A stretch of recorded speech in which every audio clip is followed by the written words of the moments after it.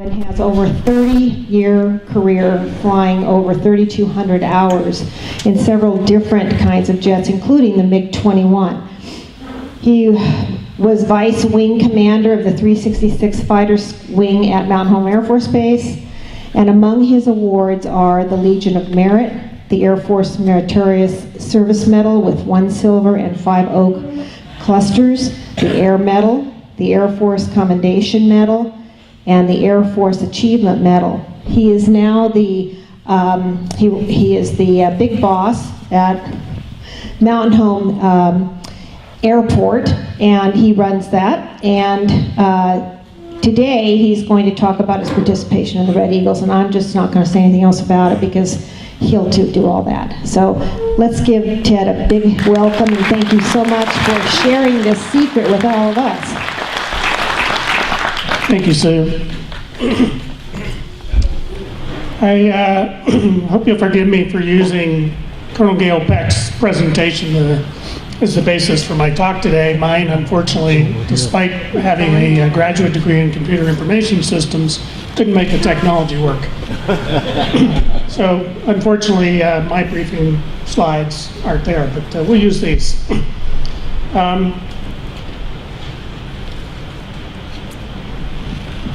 The Red Eagle Squadron, 4477 Test and Evaluation Squadron, grew out of the Vietnam War, the lessons that we learned there.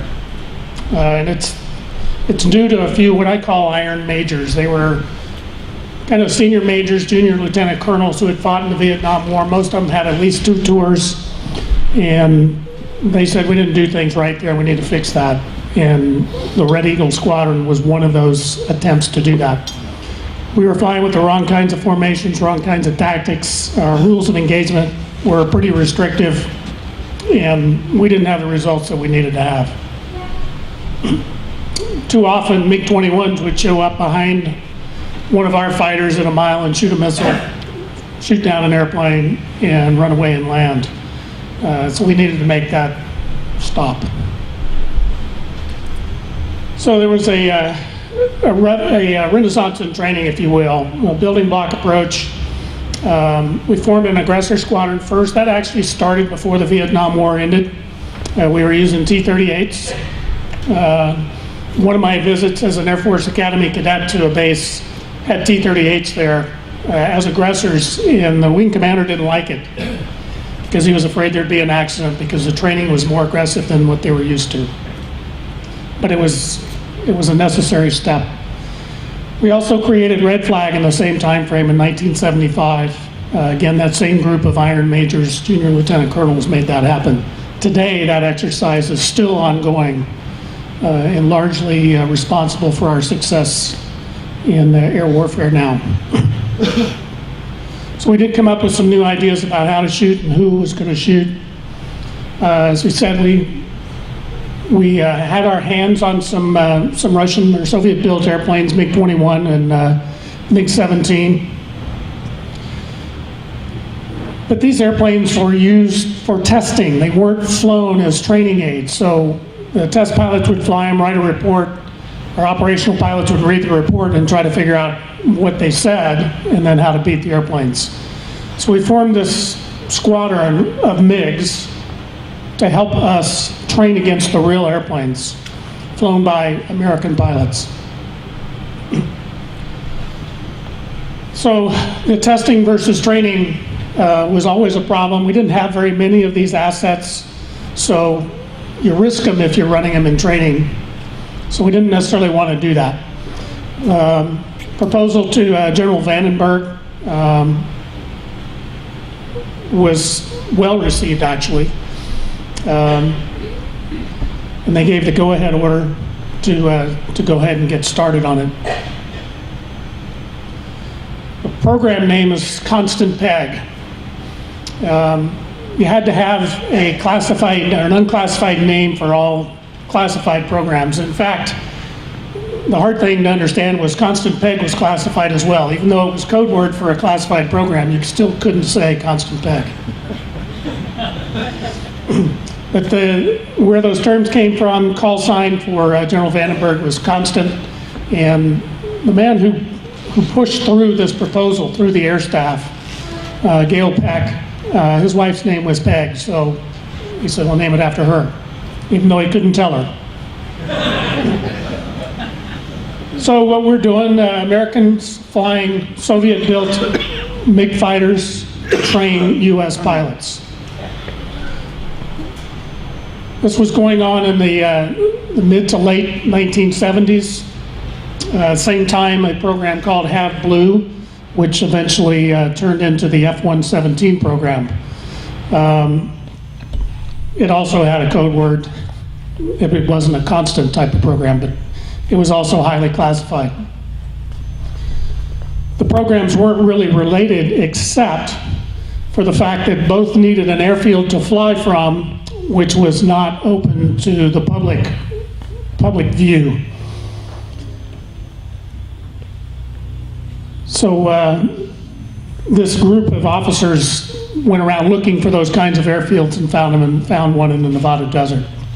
And it was an active airfield in a sense, but needed a lot of work to be able to handle the fighters, 2 fighter squadrons, actually 3 fighter squadrons, one with MiGs and 2 with what eventually were F-117s.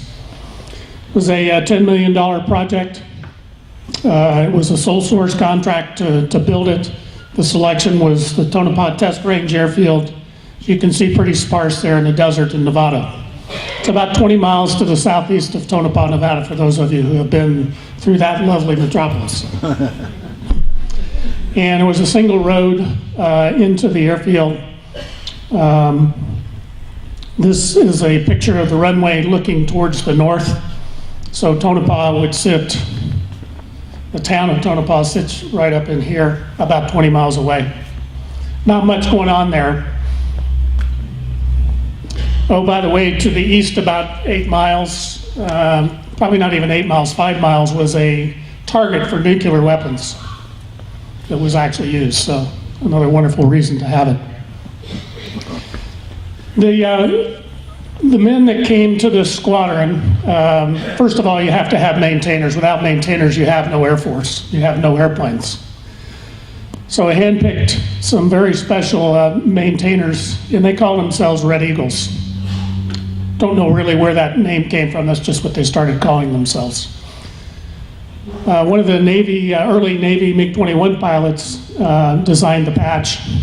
Initially, the squadron was a flight. It's the reference to the TEF there. And then gradually, as the airplanes came on board, became a squadron. This is the original compound after the $10 million construction project. Had 3 hangars, and within those hangars were some operations space. There was also a dining facility, and work began on building what we called a man camp. It was housing for the eventually the 117 group and the Red Eagle maintenance folks. Started with 2 MiG-17s and a handful of MiG-21s. We couldn't talk about this program until 2007. We still can't talk about where the airplanes came from. So I'd have to shoot you if I told you. MiG-17, we had 2. You'd think a Korean War era fighter would not be that useful as a training aid in the late 1970s, early 1980s. But it was, because there were still a number of them being flown by our enemies.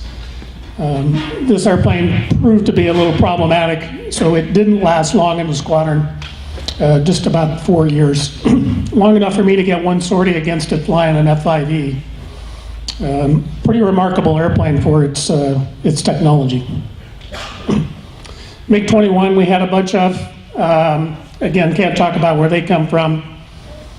Much different kind of airplane than the MiG-17, obviously the supersonic.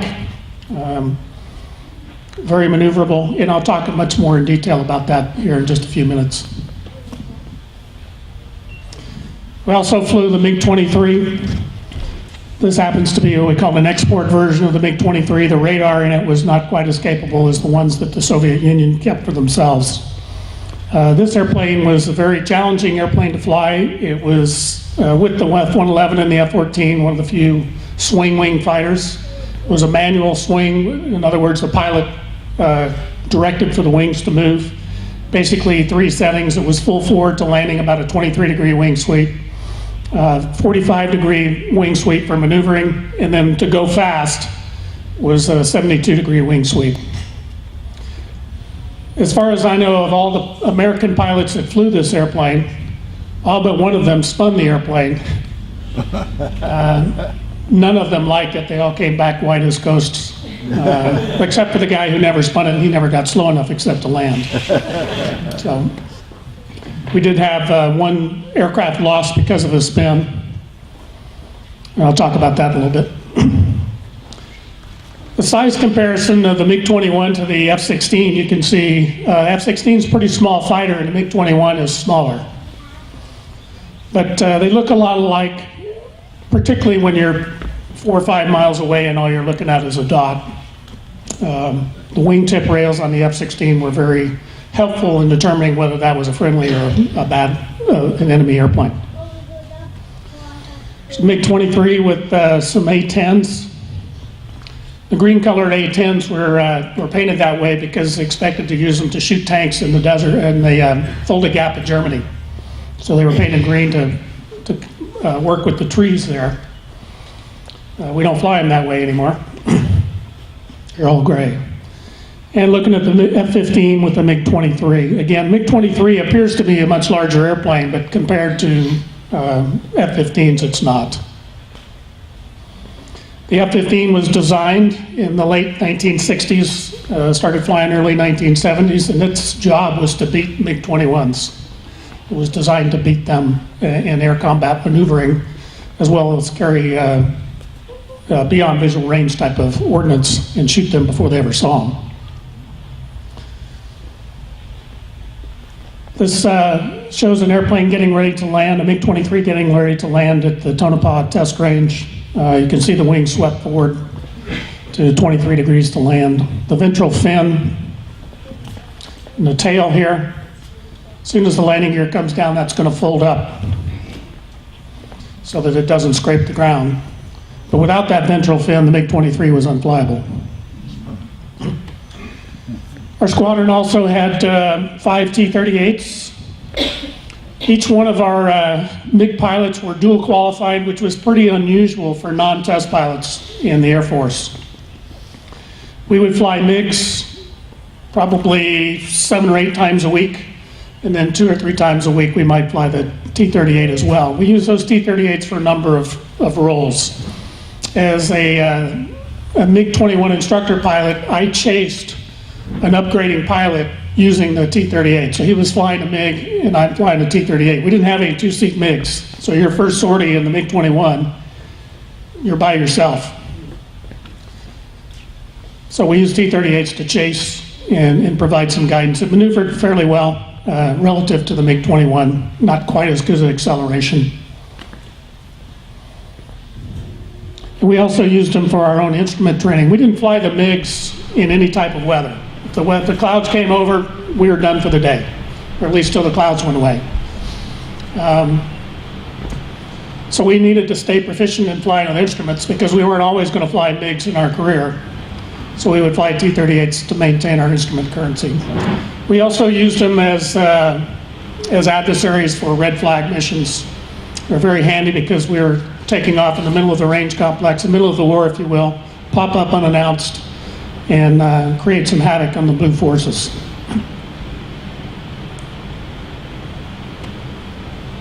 Tonopah Test Range, as I said, started out as a $10 million project, and as you started adding in hangars for F-117s, it became a $400 million project.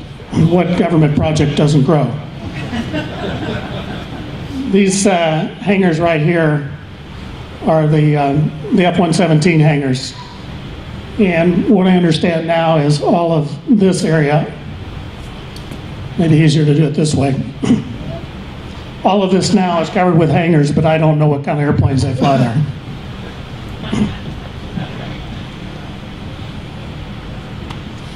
F-117.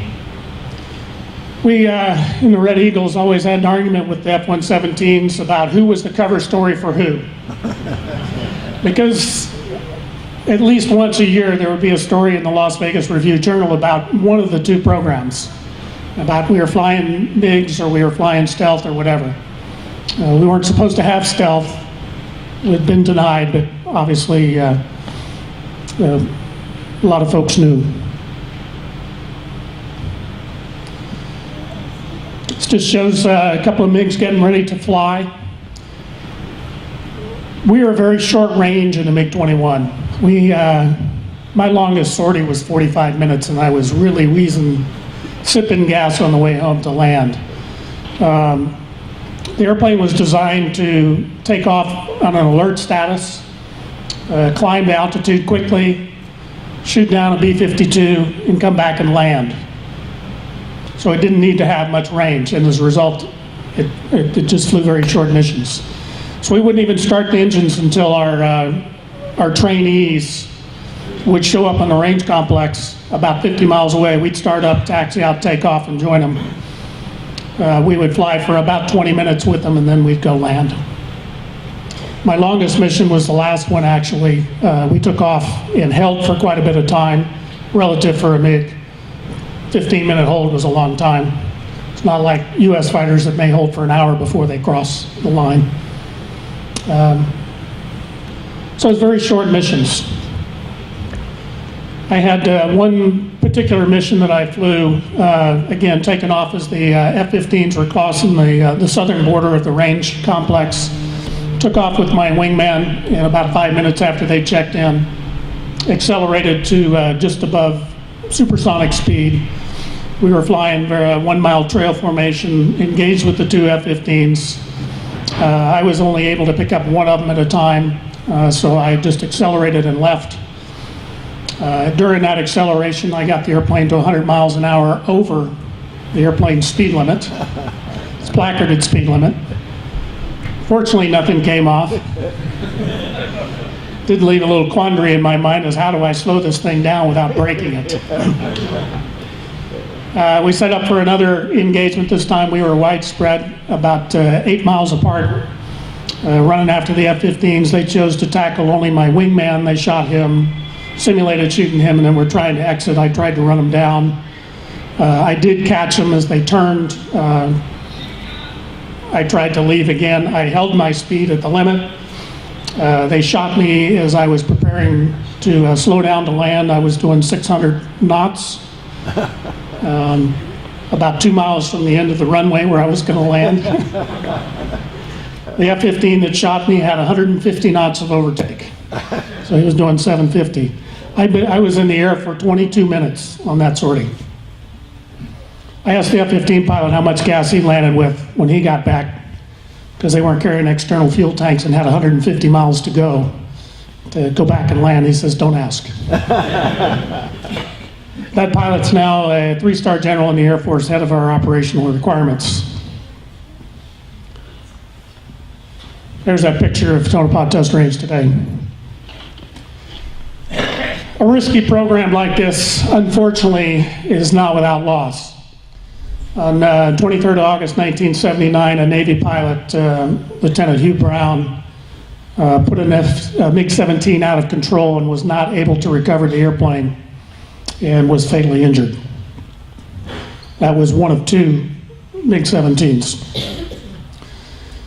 The second MiG-17, 1982, crash landing with a hydraulic problem, was not able to get to the runway, landed on a lake bed. The pilot was not injured, but that was the last MiG-17 sortie the squadron flew. And 21st of October that year, we had MiG-23 get an in-flight fire. Pilot was trying to make it back to the runway, unfortunately ejected too late outside the ejection seats envelope and was fatally injured. That accident caused us to look hard at what the ejection seats were capable of doing. We really didn't know how good their seats were that the Russians had designed. So I actually did some rocket sled testing down at Holloman Air Force Base and determined that the Russians really know how to build ejection seats. Their seats were very good. In the MiG-21, we ejected with the canopy. So as the ejection seat went up the rails, it grabbed a hold of the canopy, which swung down, forming a clamshell type effect over the pilot, which was very beneficial in high-speed ejections. Whether it was good for supersonic, we never checked. But we never checked any of them except on the sled test. But we think that seat was very, very good. Although, when I first joined the squadron in 1985, squadron had been flying for about 8 years. One of the pilots, well, in fact, the pilot I was replacing was sitting next to me on a C-12 as we were flying from Tonopah back to Nellis. Again, I had not flown the airplane yet. I was just doing the academic work for it. And he put me in a situation, said, you're taking off out of Tonopah and your engine catches on fire. What are you going to do? And I said, well, I'm going to shut it down, turn back to the field and land. He says, well, you're too far away, you can't make it back. I said, well, I'll land on a dry lake bed here that we normally take off over for just that purpose. And he said, it's not going to work, you can't make that either. I said, well, I guess I'm probably going to jump out. And he says, how do you know the seat's going to work? So here I am, 3 questions I don't have the right answer to. Just as I'm getting started in the squadron. Well, as it turns out, we had just recently completed those seat tests and determined that the seats were, in fact, very good seats. In February 1984, we had a hangar mishap, a mechanic getting inside a fuel tank on a T-38. Unfortunately, didn't survive that, was overcome by the fumes. We had 2 accidents back-to-back in the summer of 1987. The first one, a MiG-21, had an engine failure. I was the investigating officer on this, and we never could determine exactly what it was that caused that engine to quit. We know it didn't have gas. The engineers told us that the pilot had run it out of gas, but airplanes with gas on them don't blow up when they hit the ground if they don't have gas.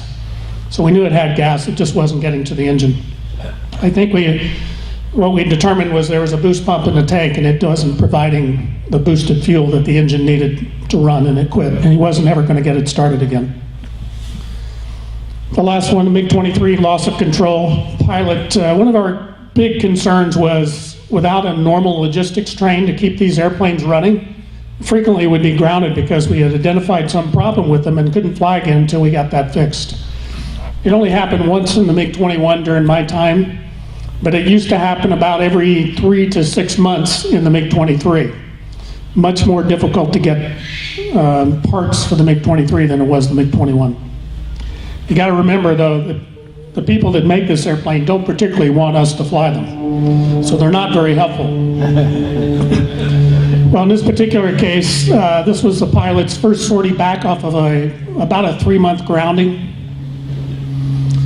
And what we flew then was it's supposed to be a gentle, what we call performance profile, to help us get back up to speed flying the airplane.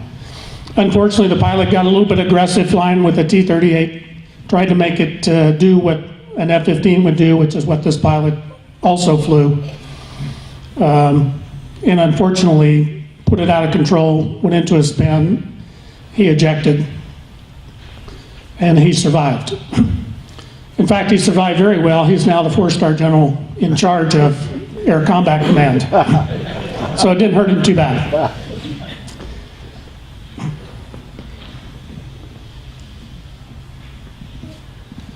So a list of sorties here and the numbers of aircraft. You look at 1985, we had 27 MiG-21s and 23s. Those were not all flyable because some of them were used for parts. We flew 15,500 sorties and offered training to about almost 6,000 Air Force, Navy, and Marine fighter air crews. So pretty good record with airplanes that we don't have a good parts supply chain for. So what did we learn from the program? In World War I and II, the air-to-air kill ratio ranged from 1.74 to 4.1. Korean War with the F-86s, it was 6-1. We took a step back in the Vietnam War, about 1.85 to 1. If you look at Desert Storm, 39 to nothing. So we didn't lose any airplanes. And if you look at the F-15 and the F-16 worldwide, 176 to nothing. So the Red Eagles weren't the only reason for this, but certainly a big part of it. What our job was, I flew both as an Aggressor pilot flying F-5s and as a MiG-21 pilot, a Red Eagle. We really had two different roles. You think our jobs were the same, but they really were a little bit different.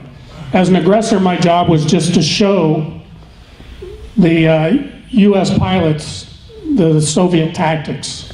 I wasn't supposed to necessarily win. I was just supposed to demonstrate their tactics.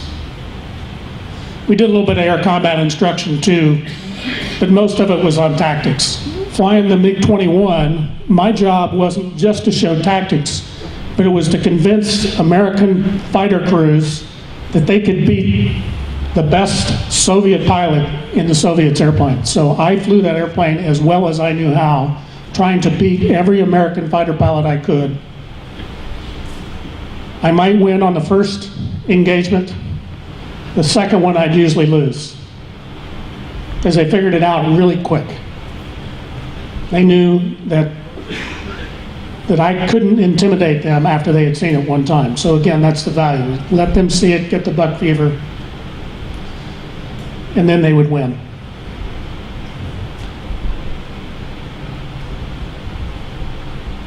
And different look at the airfields. A couple of books out. Let me talk about those real briefly. In 2007, a fellow named Steve Davies, he was a Brit, so imagine my concern when I'm called and told I can talk to this guy, he's a Brit, about a highly classified program that I was told I had to take to my grave. Anyway, he wrote the first book. Sadly, when he wrote that book, he couldn't get any of the maintenance people to talk because they refused to believe that they didn't have to take that information to their graves. They've since learned that, yeah, we can talk about it now, so he's got another edition out. The other book is called America's Secret MiG Squadron. It's written by the first squadron commander, Gale Peck, the guy that put together this presentation. Steve is a professional writer, Gale is a fighter pilot, and they have a different way of approaching the story, so they're good reads if you're interested in showing how people who care will learn lessons and make things better for the future. Let me talk some more about flying the MiG-21. What did I think about flying that? It flew very similar to the F-5E, except that our landing speed was much higher.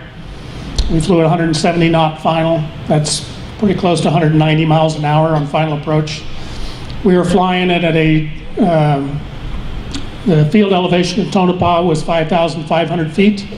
The temperature in the summertime would be 95 degrees, so those of you who are pilots and understand density altitude can do the numbers.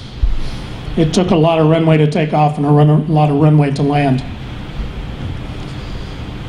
Our flight manuals that told us about the systems on the airplane were translated from the Russian, so they weren't necessarily the best books, but they're the best that we had. We had some help from some of our friends out there in the east part of the country, at Langley, Virginia, help us put together some of these.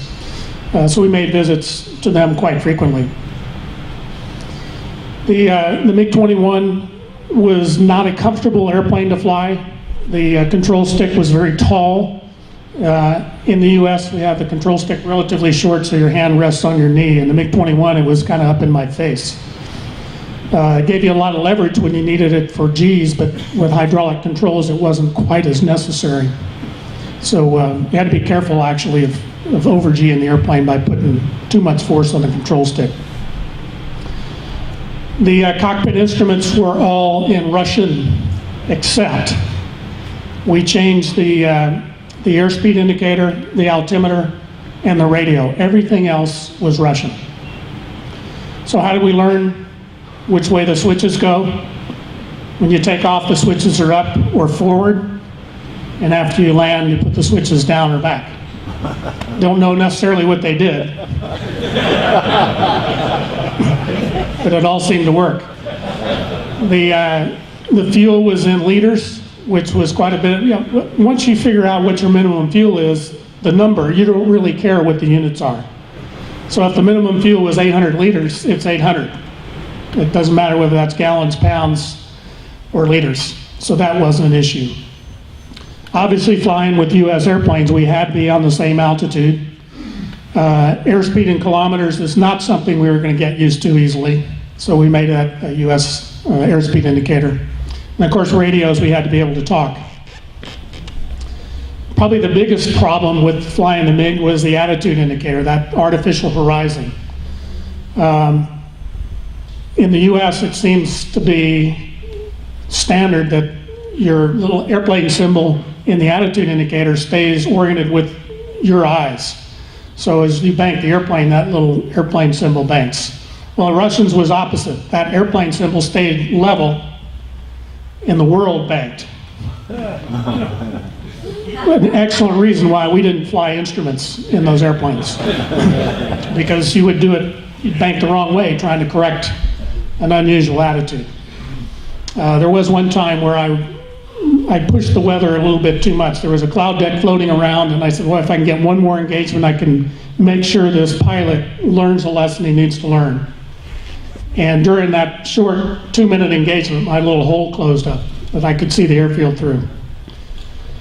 Now, fortunately, it was a pretty high cloud deck, and it was pretty thin, so I was able to make my way through that. But not something I wanted to do for long. In terms of visibility, the airplane was horrible. You sat very low in the cockpit with the canopy rail up around your shoulders. Very difficult to turn around because the cockpit was very small. Bulkhead right behind your head, so turning around was difficult. In some airplanes, there was a little window back there that you might see a little bit through, but it wasn't very useful.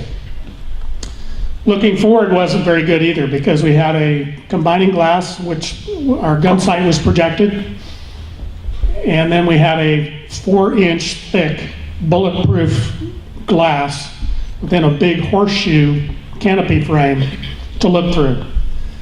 So it's very difficult to see anything looking forward, and that bulletproof glass had kind of a greenish hue to it, so it wasn't very good. So if you wanted to see something, you just kick a little bit of rudder, and the airplane would yaw a little bit, and you could see better. So it was really pretty bad for that. As far as the flight controls, very nimble. As I said, we could fly the airplane down to about 90 knots, very, very slow, and still maneuver the nose with the rudder. The rudder was manual, it wasn't hydraulically assisted. And that's good and bad. It's good because it was very nimble. It's bad because if you didn't maintain pressure on the rudder pedals, the rudder could put you in Mr. Toad's Wild Ride. I had that happen to me once. We had 3 types of missions we flew. The most predominant is what we call a performance profile. We would just do drag races, turn performance comparisons, roll rate comparisons, and those kinds of things with Air Force, Navy, and Marine Corps airplanes. I was coming off of one of our few layoffs because of maintenance issues. It's my first sortie back, flying with 2 Marine Harriers, and it was time to show them how fast the MiG-21 rolls. Well, I forgot to maintain pressure on the rudder pedals, and I can't tell you what that airplane did, as I did just a simple aileron roll, but the Marine pilots were so impressed, they said, "Can we see that again?" And I said, "No way." But it was very easy to control the nose, both in pitch and yaw, and we frequently would intimidate F-15, F-16 pilots the first time by pointing the nose at them. We were very much underpowered compared to those 2 airplanes. But we would put them in what we called a tree, a slow speed fight. They would be high above us, or maybe 2,000 feet above us. We couldn't quite get the nose up to them, they would think. So I was able to pull the nose up, point at them. They think I was able to shoot them, even though the range, they're actually climbing away from me, but they don't perceive that. So they would turn back down into me, and I would say, "Thank you very much, I wasn't going to get there." But that was the point we were trying to make to them. The next engagement, put them back in the tree, and they wouldn't be intimidated by that. I would eventually have to follow. They'd climb where they had enough turning room, and they would just kick my butt. And that's what we were trying to get them to learn, and obviously with the numbers that we saw here earlier, they did learn that very well. Our squadron had mostly Air Force pilots. Our qualifications to get in there was aggressor background or fighter weapons school background. The Navy and Marine Corps each had pilots. The Marine Corps only one. The Navy had about half a dozen. Those pilots had to either be Top Gun graduates or test pilots. They always had one test pilot graduate in the squadron. And they would primarily fly with the Navy guys. We would primarily fly with the Air Force guys. But it didn't really have to be that way. We would go up early in the morning to Tonopah. It was about an hour and a half flight on a C-12, a King Air. We always would joke about here America's hand-picked fighter pilots flown by the bottom 10% of an Air Force pilot training class. They were professional pilots and they did well. We just, of course, fighter pilots made rude jokes. But we would leave about 5:30 in the morning. We would fly 2 or 3 sorties. We would be finished by about 3 in the afternoon. We'd make the hour and a half flight back. We had a 12-hour duty day limit. So within that 1 hour after we came back, we had to sit down with all of the crews that we had flown with and debrief all the engagements we had flown. Not a lot of time. And we did that 4 days a week. So it was very long days. Very rewarding job from flying aspect. There was no better stick and rudder flying job in the Air Force. Flying the MiGs was a lot of fun. I ended up as the number 4 pilot in terms of total MiG sorties. I had 470. I was the number 2 guy in the MiG-21. The number 1 guy had 500. And that's in 3 years, each of us about 3 years in the squadron. As far as career-wise, it helped all of us. We're all squadron commanders or above. Some obviously rose to 4-star rank and did well. You know, we're out of the mainstream. We're not in the operational world and not in the staff world. So it was a bit of a challenge there, not a typical Air Force career. But it's been a very successful group of pilots as well. One of the chief check pilots for United Airlines is the number 2, I think, in terms of MiG sorties. He was somewhere over 500. One of the Southwest Airlines hiring captains was the number 1 guy in the MiG-21. So they've done very well. 4-star generals. Bottom line is it was a program developed by majors and lieutenant colonels, sold to the generals, and part of several programs that put our U.S. military in the dominant position in the air that we are today. So it was my pleasure, my honor, and my joy to fly. I had the opportunity to fly in this squadron. The squadron shut down in 1988 after these last 2 accidents. The generals determined that we've got all kinds of money, but we just can't find the parts, and they didn't want to lose any more pilots to aircraft accidents in this. Add to that the fact the MiG-21s were becoming not the threat that they used to be. It was now the MiG-29 and soon to be the Su-27 flanker. So in 1988, we flew our last sortie. It was a red flag sortie. We launched 17 MiGs at one time and flew against the blue forces from, actually they were from Bitburg, Germany, Langley, Virginia, Seymour Johnson, had all flown nonstop from the East Coast to fight against MiGs on one afternoon in March of 1988. So it was a great way to go. Great opportunity. I'm happy to take any of your questions. Yes, sir.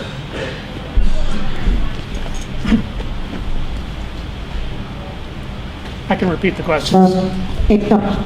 I'll come around with the mic question.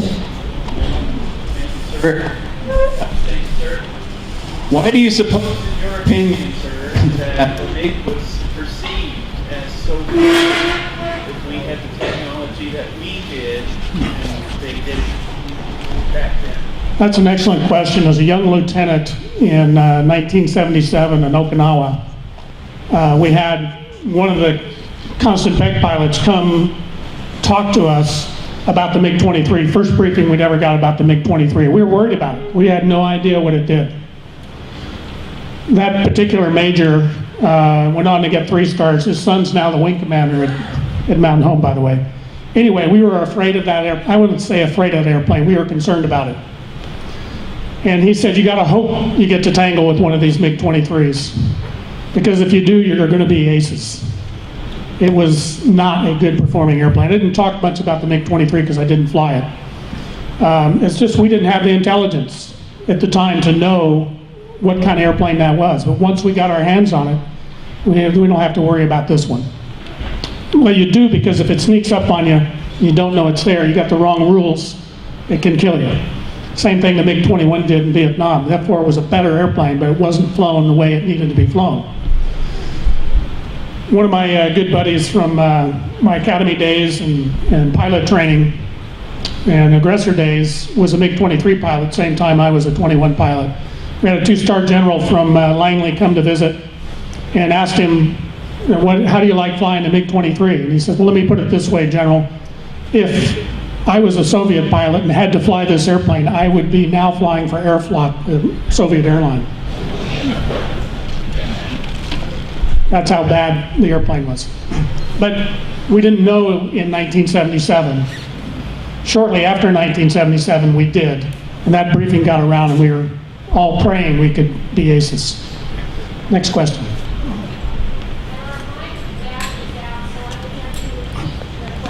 Yes, sir. This is outside your direct experience, but I wondered what changes in tactics took place in Vietnam to try to better that kill ratio. The question was what tactics were used in Vietnam to try to improve the ratio, kill ratio. And we did learn in Vietnam. In 1972, there were significant changes, and had the war continued, that rate would have changed drastically because there was a change in tactics. We used to have, and this briefing actually has it, and I didn't bring it up. We flew in the same tactics we used in the Korean War to start the Vietnam War. It was called a fluid 4 formation, and only the flight leader could shoot. The rest of the people were there to tell him that they're either out of gas, the lead's on fire, or they could talk, they could say Mayday if they were jumping out for some reason. We changed that to what we called a fluid 2. You would have 2 shooters and a wingman, so that improved things. And then gradually as the war ended, we went to anybody could be a shooter. We had what we called engaged and free fighter tactics. So the wingman was no longer just there to absorb, he was there to actually shoot. And even today, frequently a flight leader will designate his wingman to do the shooting, because anytime if you think about this, when you're aiming a rifle, where's your concentration? It's all on the target. So you're not thinking about anything else. So if you have your wingman focus on the target and shoot that, you know that he's going to take care of, he or she now, is going to take care of that. And the flight lead can then manage the rest of the fight because there's more than just that one target. So that's how tactics have changed quite a bit. Yes, sir.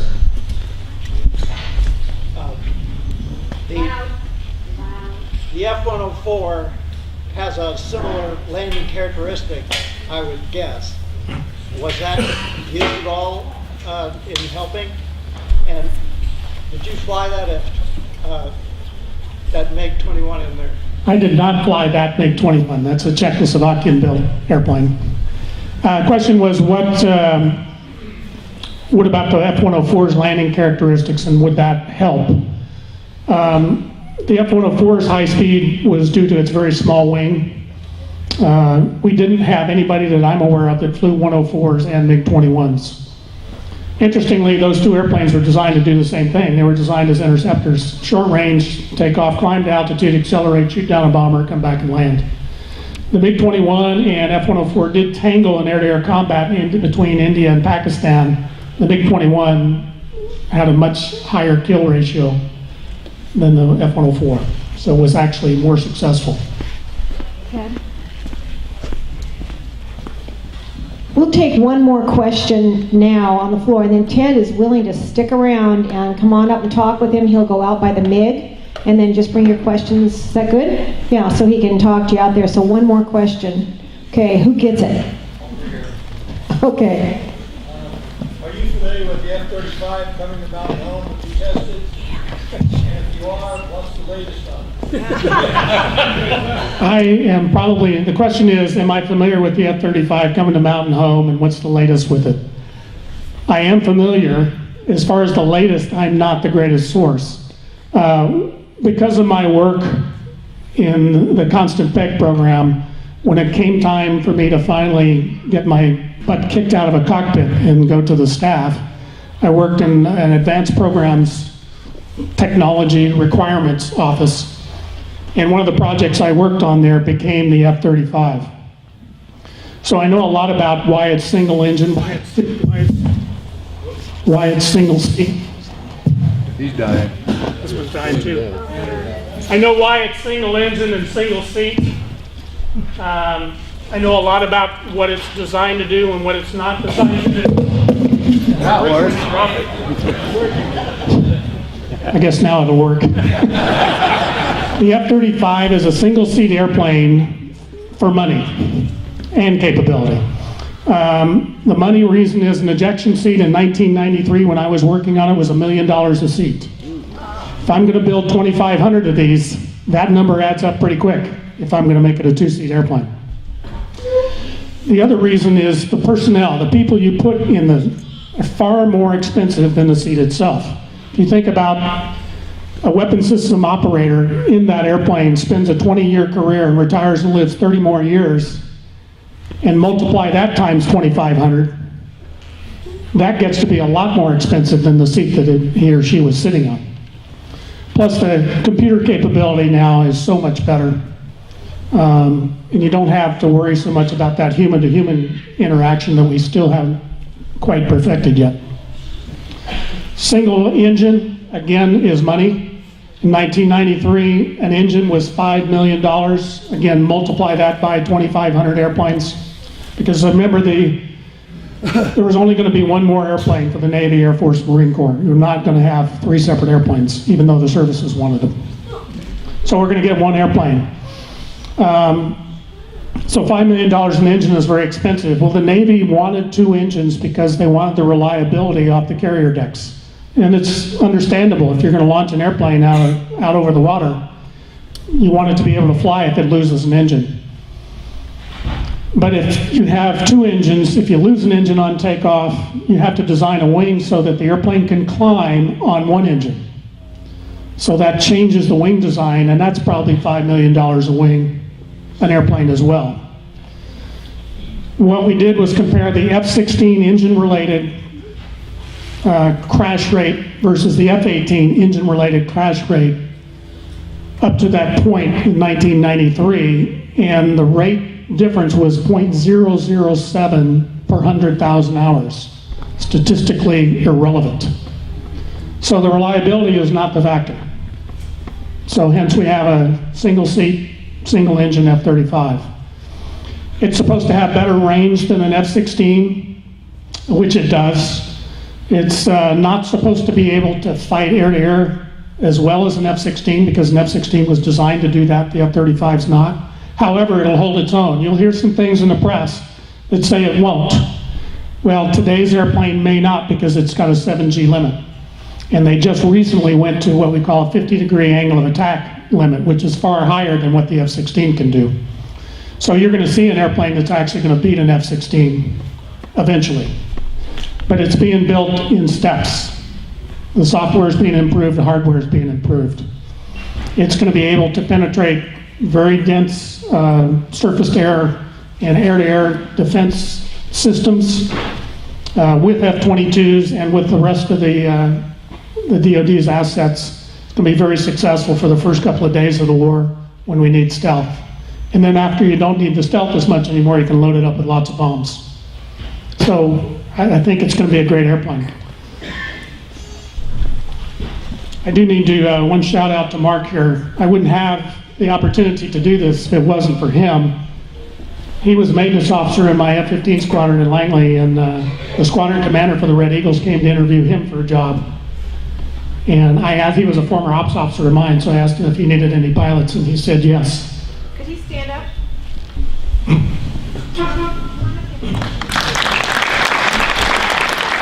However, I don't think he took the job. Actually, I waited around for about 3 months trying to get the job, and ended up going over to England as a squadron commander. So everything worked out. It's a small world.